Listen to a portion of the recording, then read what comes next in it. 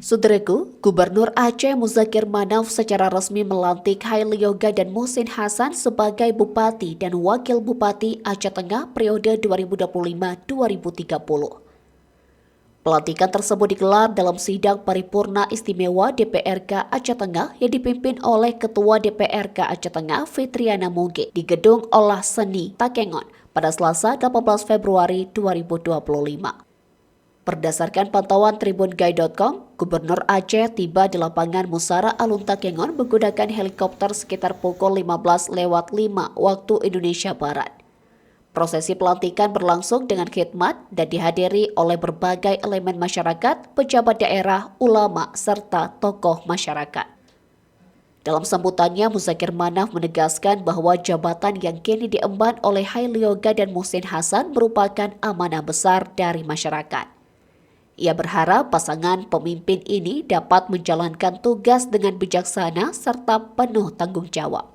Ia juga mengingatkan bahwa setelah pelantikan, Haili Yoga dan Muhsin Hasan harus menjadi pemimpin bagi seluruh masyarakat Aceh Tengah, bukan hanya bagi pendukungnya saat pilkada. Penting bagi mereka untuk menjaga kebersamaan dan merangkul semua pihak demi pembangunan daerah yang lebih baik. Usai dilantik, Bupati Aceh Tengah Haili Yoga menyampaikan rasa terima kasih kepada keluarga dan seluruh masyarakat Aceh Tengah. Rasa terhormat dan bersyukur atas amanah yang diberikan untuk mengemban tugas sebagai Bupati Aceh Tengah bersama Wakil Bupati Aceh Tengah Bapak Muhsin Hasan. Bapak Gubernur, tamu undangan yang kami hormati,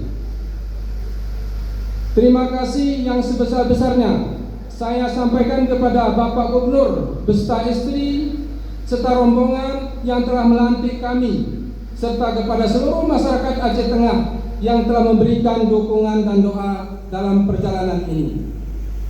Bapak Ibu yang kami hormati, jabatan ini bukan sekedar kebanggaan, tetapi juga tanggung jawab besar yang harus kami emban dengan penuh amanah dan keikhlasan.